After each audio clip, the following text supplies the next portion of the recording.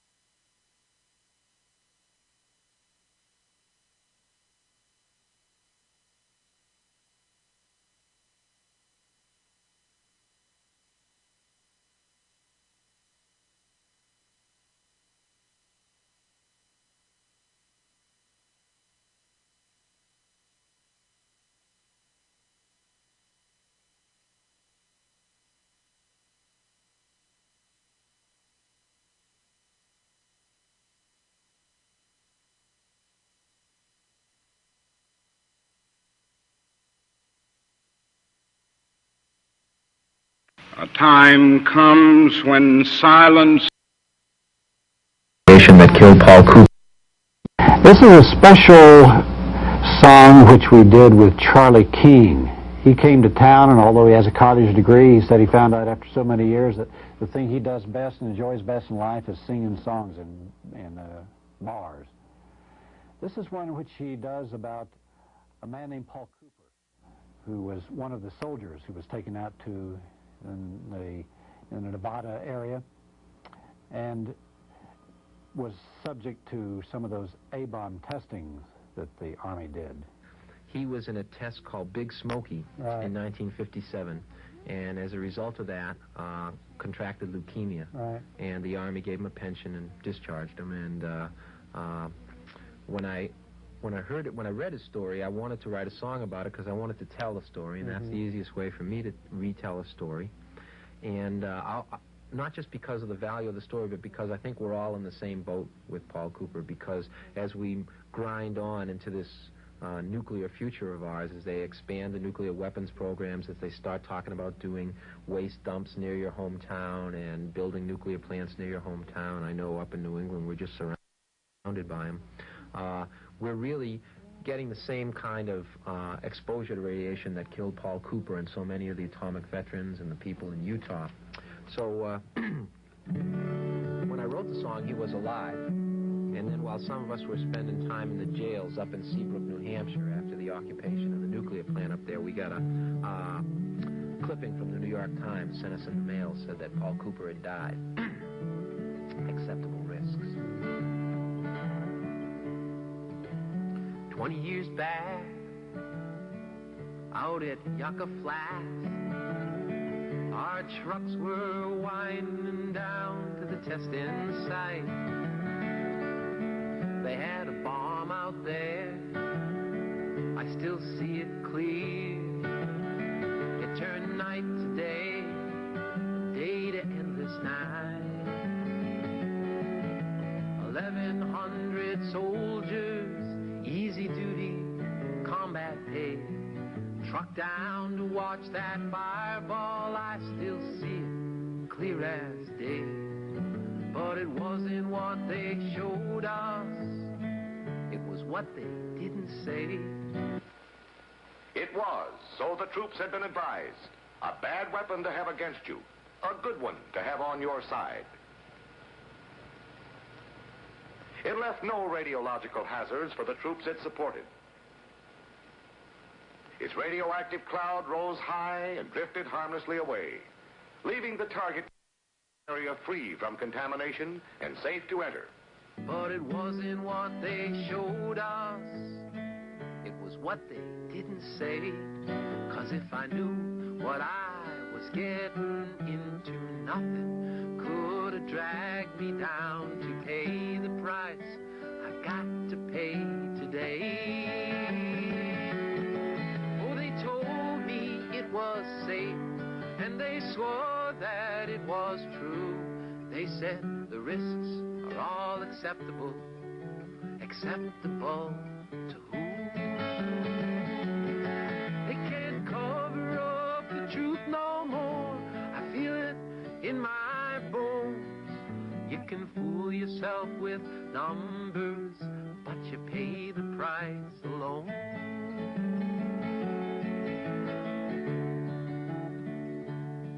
Well, they marched us down, they sat us on the ground, and I think they knew what they never said out loud. The atomic bomb is not only a strategic, but a tactical tool, which can be effectively and safely used in direct support of ground troops. Therefore, the Desert Rock troops had been told they should regard it with respect and confidence. The confidence a fighting man has in his weapons when he knows they're tough on the target and easy on himself. This they were told, and this they would soon find out through experience. Sure, this was a carefully controlled experiment. No one would get hurt, not back here, 7 miles from the place where the bomb would go off. The men had the word of those who knew through trial and test, computation and calculation. Our only shelter there was the desert air. With our hands on our faces, our backs to the deadly cloud. Then the world went white. I swear I saw the bones in both my hands. The ground was glowing cherry red, so hot we could not stand. And something deep inside me knew just what the army planned, 'cause a deadly time bomb started ticking. Deep within my bones it's ticking. You hear that sound, you're quick to understand. All right, Sam, have it shoot, start moving forward now. All right. This was what the men had been waiting for. They had felt the blast and heat of the explosion and watched the cloud rush upwards into the sky. Now they would see at first hand what the effects of this bomb had been. And so they moved off toward the BCT area, which was about 2 miles from ground zero, the point directly under the bomb. What would they find there? They had a healthy curiosity. The area was now harmless. Monitors kept constant check with their radiac instruments and found no hazards in the form of radioactivity. These foxholes and emplacements had been able to take it, and to those who had utilized them properly, they would have meant safety from all the bomb's destructive, killing elements. They hauled out some brooms and gave us the brush off before we left position 2 for camp. Decontamination, they called it, in case we had some radioactive particles on us. Well, we'd found out we hadn't. Not enough to bother. But they told me it was safe, and they swore that it was true. They said the risks are all acceptable. Acceptable to who? They can't cover up the truth no more. I feel it in my bones. You can fool yourself with numbers, but you pay the price alone.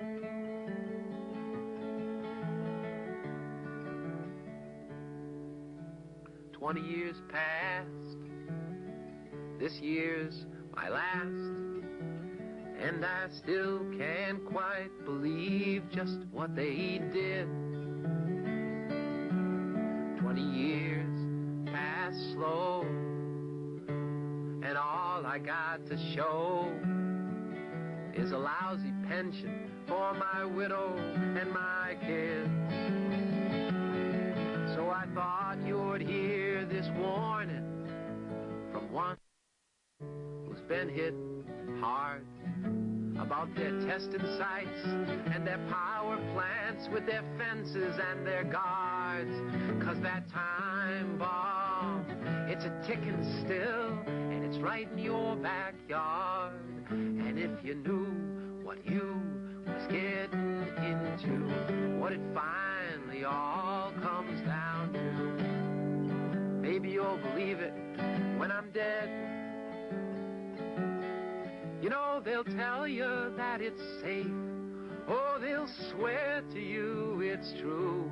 They'll say the risks are all acceptable. Acceptable. Acceptable. Acceptable. Tahoe. They can't cover up the truth when it is burning in your bones. They can fool you with their numbers, but you'll pay the price alone.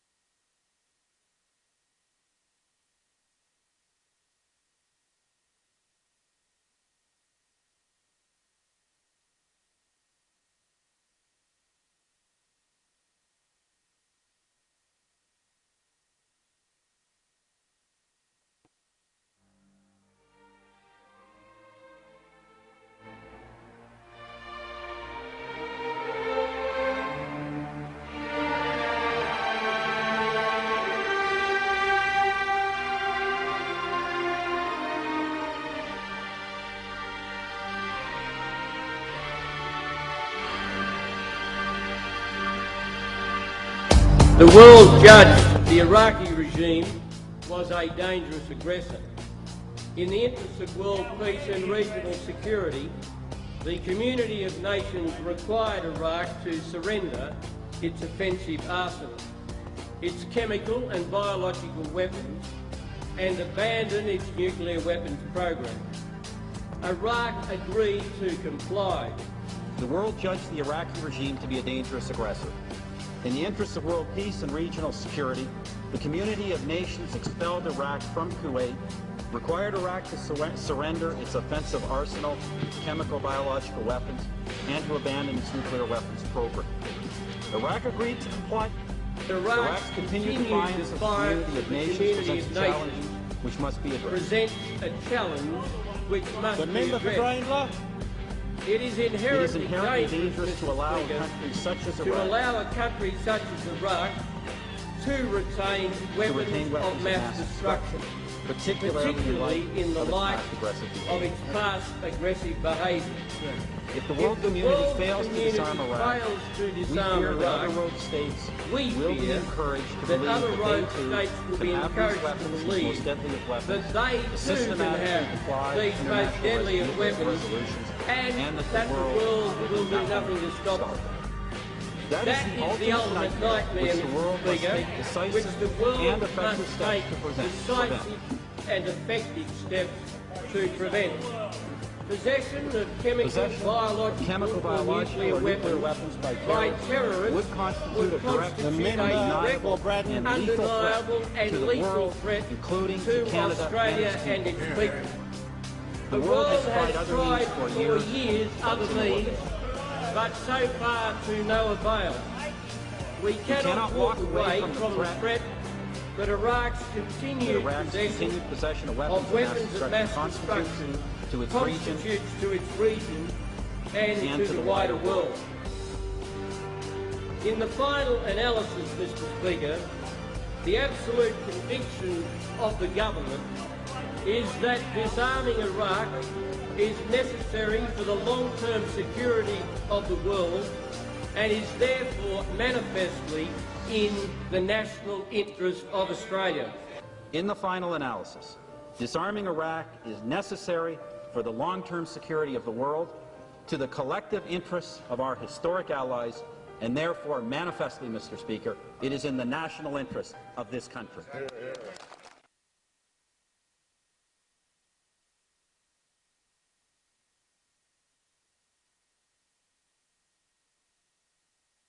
Put another $100,000 into her pockets.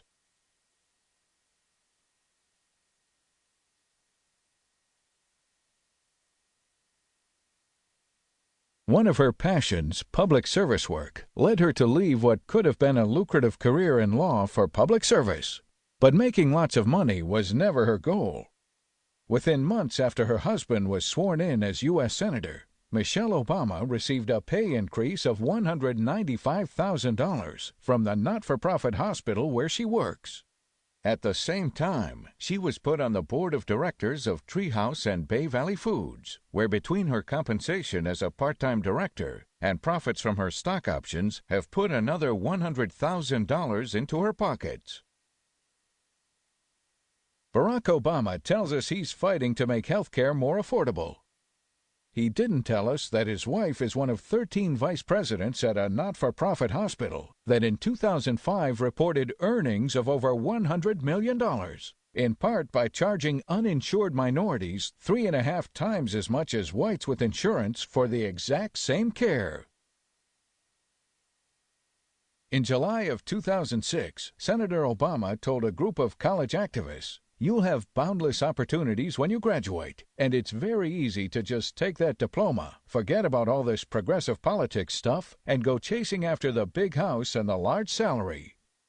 What he told the Chicago Sun-Times only after an embarrassing investigation into the purchase of his stately $1.65 million mansion. U.S. Senator Barack Obama expressed regret late Friday for his 2005 land purchase from now indicted political fundraiser Antoine Tony Rezko. He tells a union group that opposes the amount of compensation paid to the CEO of Walmart that there is a moral responsibility to stand up and fight for a better economic future with adequate wages, health care, and retirement benefits. In 2005, the CEO of Walmart received $10.5 million in total compensation. What he didn't tell the union members was in that same year, the CEO of Treehouse Foods received $26 million in total compensation, a company whose revenues were 409 times less than Walmart's. Maybe because he's embarrassed over the fact his wife sits on the board of directors of Treehouse Foods, a company that shut a plant in 2006, which was staffed primarily by low-paid Hispanics. To learn more about the audacity of Barack Obama, go to www.obamatruth.org.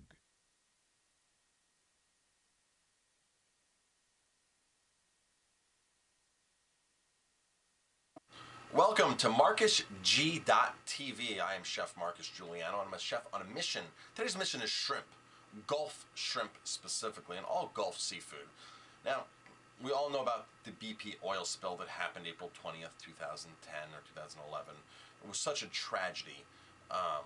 And the biggest tragedy is the ocean there, the water there is just not the same. And I'm not sure if it will ever be the same. Now, I understand the position of a lot of the businesses down there and the guys catching fish, people who own restaurants in Louisiana and the whole Gulf there.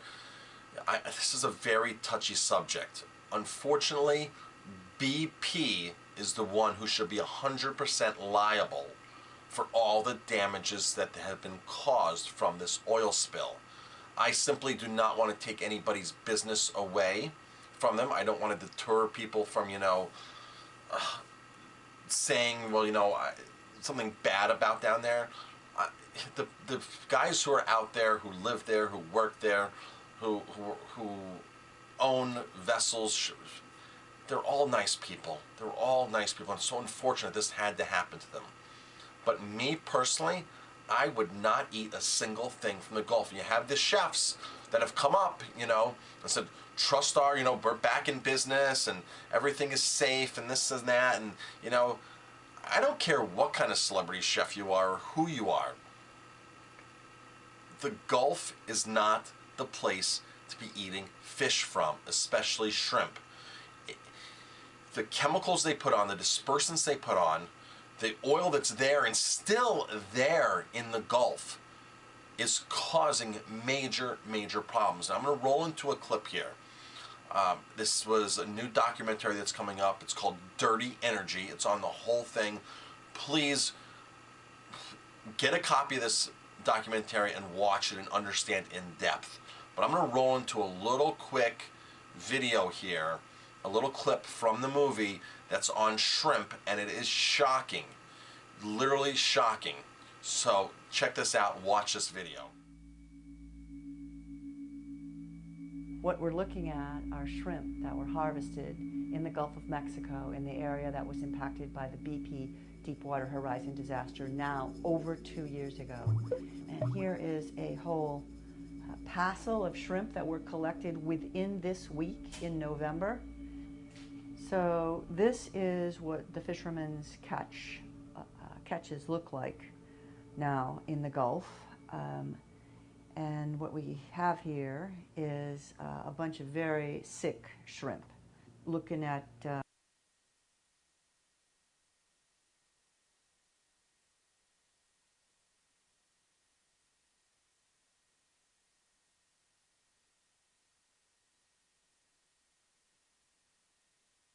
some of these, what you notice is this blackened area through here. All this black is oil. That's what all this is compared to this, how clear and orange brown this is. And here, I'll just drag this guy over. I mean, you can see that this is all blackened and tumors. This is where the oil is. It's in the gut and it's in the lungs. There are other abnormalities. This is a misshapen head, sort of like a Down syndrome child, sort of the bigger head, no neck. syndrome there. These shrimp, there are eyes on most of these shrimp. However, these two in particular, no eyes and no even eye sockets. Oh, there it's. The eyes should be right here. And they should be little black dots, you know. I have never seen this happen after an oil spill. These mutated wildlife like this. Death, yes.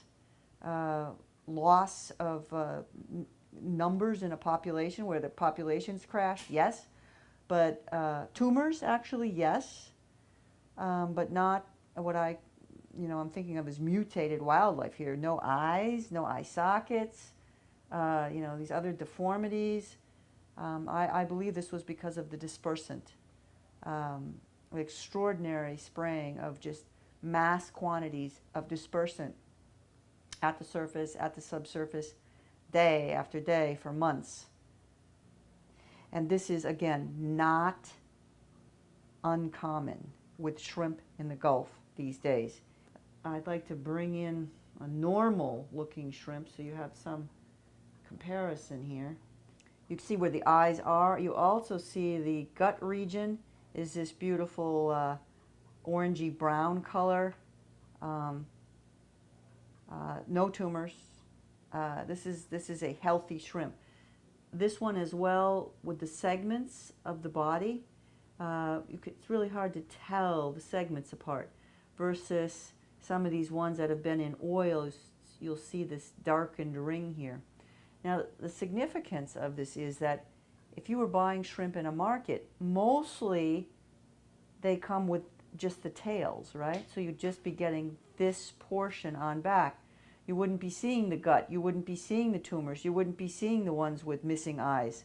You would think you're eating a healthy shrimp. But would it really pass FDA inspection if, you could see the head as well? Yeah, so let's take a little bit closer look at these two.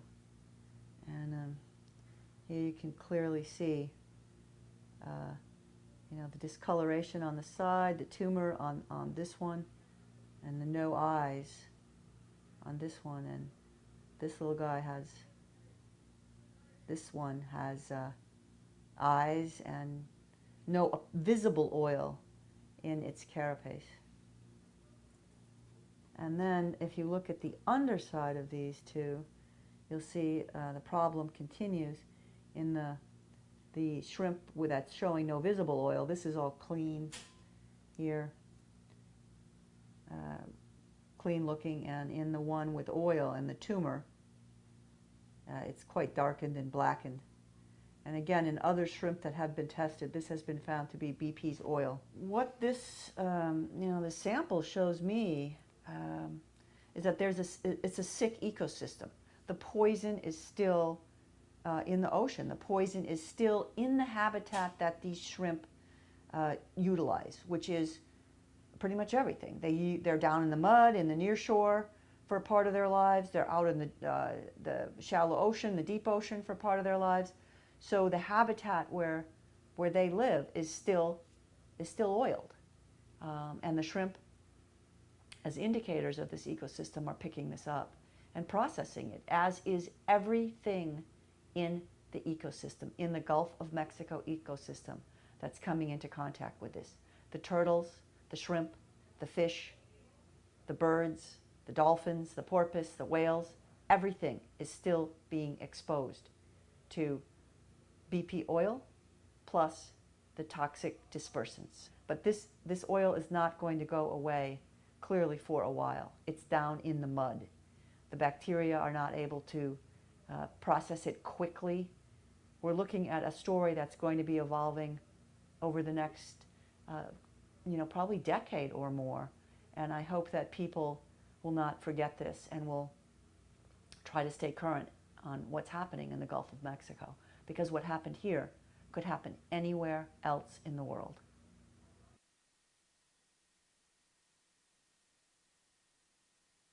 wow, now that you've watched that video, isn't that shocking to see all the tumors and the embedded oil? But what's worse off, what's scary is, you know, in a grocery store when you buy it or in a restaurant, it's peeled, the head's taken off, you'll never see the tumors. It could be grilled, it could be blackened, it could be fried, it could be sauteed. You would never see those oil spots or the tumors on the heads or the lack of eyeballs or the misshaped heads. It's all hidden when it comes down to the shrimp in the flesh there. Now, the good thing is Gulf shrimp is expensive, so most restaurants don't use the more expensive Gulf shrimp. They use a cheap farm-raised shrimp from Asia, okay? Which is just as bad. It's filled with just as many contaminants. The people who work there get sick. It's such an atrocity as well. You know, so you have bad shrimp that's a cheap shrimp that most restaurants use. I mean most restaurants use cheap imported Asian shrimp. There was an article in the New York Times recently that they feed the shrimp sometimes pig feces. It's cheap food. You know, shrimp is not, I know shrimp is loved. Shrimp is one of people's most favorite dishes, seafood items, shellfish, but it's just not a good situation. If you eat shrimp, like in my restaurant, we get a very sustainable, very strict raised shrimp out of Ecuador. In fact, it's called the Right Choice shrimp. There's no chems, there's no packing chemicals, there's no phosphates, there's no antibiotics, there's no hormones. That's a whole nother thing. But if you're going to eat shrimp, the only shrimp that I would eat is something like that I serve, where you know the farm, know where it's coming from, something that's farmed and certified USDA organic. There is a company in Florida that does do that in inland. They farm inland. They're certified organic. And then the other shrimp I would eat, like Maine sweet shrimp, which are those wild small salad shrimp. Those are very sustainable, very clean, no bycatch issues coming from Maine. And then of course you have Alaskan spot prawns, which come in the season in September, and they are pricey suckers. These are probably one of the most expensive shrimps out there, but they are the closest thing to lobster. They're awesome. Alaskan spot prawns. Look for those when they're in season. They come frozen too all year too. You can buy, but they're in season in September. That's when the new season is, and they're catching them left and right. They're actually caught in traps. And there's no bycatch. If there is a bycatch, I can let the bycatch go. That's the problem with the Gulf shrimp to begin with. They're dredged on the bottom of the ocean, and it harvests coral and all the wildlife, wildlife habitat on the bottom, and other species of fish. There's all this kinds of bycatch. So I haven't been a fan of Gulf shrimp for quite some time. I haven't been a fan of Asian shrimp. So it leads you to doing much more questioning and asking when you're out eating or when you're buying shrimp. And my kids know, if there's shrimp out at a party or shrimp out at a restaurant or something, you don't touch the shrimp. You eat shrimp that I have in my restaurant, but you don't eat shrimp when it's out and about because you just cannot trust it, and it's really, really bad news.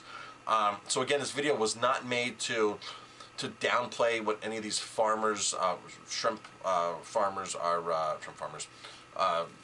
the shrimpers down there are going through right now. I understand. I don't want to make the situation worse, but BP ultimately is responsible. They should be the ones taking care of it. I don't take care of everything financially. I don't think they really are, according to that documentary that I mentioned. So just be cautious when you buy shrimp. That's it. The bottom line: be cautious. Ask many questions, and don't eat it if you don't know where it is, where it's from. What happened to it. So I'm Chef Marcus Giuliano. Thanks for watching. If you like this video, please hit like, subscribe to my channel. Tons of subscribers here. I appreciate it. Pass the video on, share the video, and educate other people as well. Thanks for watching.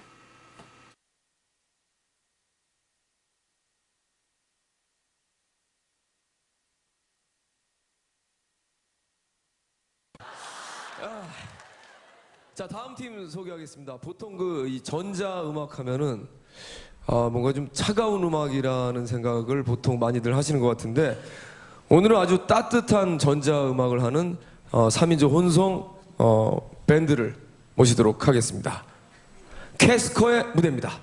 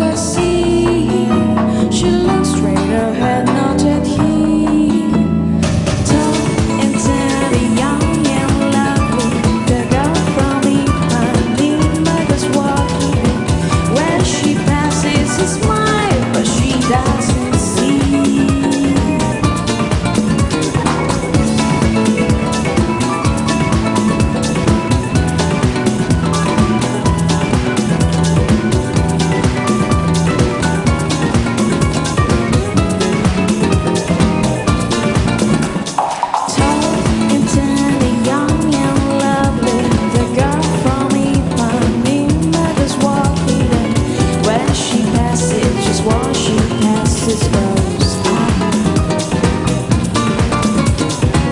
When she was so like a samba, this ring so cool, this ring so gentle. But when she says and when she passed this rose, oh, but you watch you so sadly.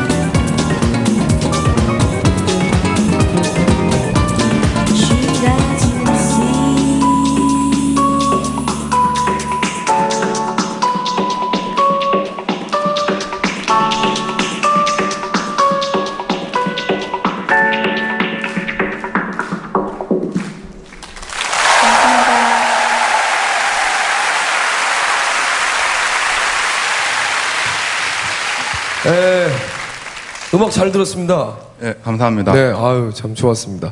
그 각자 처음 나오셨으니까 일단 각자 소개를 좀 부탁드리겠습니다. 예, 저는 캐스커에서 DJ와 프로듀서를 맡고 있는 이준호라고 합니다. 반갑습니다. 네, 반갑습니다. 이준호 씨, DJ. 네, 저는 캐스커에서 보컬을 맡고 있는 이용진이라고 합니다. 이용진 씨. 네, 저는 캐스커에서 작곡과 건반 맡고 있는 이진욱이라고 합니다. 이진욱 씨. 네. 반갑습니다. 네. 근데 이번이 두 번째 앨범이에요? 예, 두 번째 앨범입니다. 첫 번째 앨범은 언제 발표가 됐죠? 2003년 초에 나오셨는데 아마 나오셨어? 아이고. 예. 그분은 나오셨다가 어떻게 나오셨는데 왜냐하면 저한테는 너무 소중한 음반이었기 때문에. 예. 아유, 또 재치가 있으시네요. 2003년도에 나오신 예, 그 앨범께서는 1집 앨범이 지금처럼 팀 포맷이 아니었고요. 예. 저 혼자 하는 팀이었어요. 혼자? 네. 언제 팀이 결성됐나요, 그럼? 지금 건반 치는 이진욱 군이 들어온 거는 한 1년 정도 돼가고요. 네.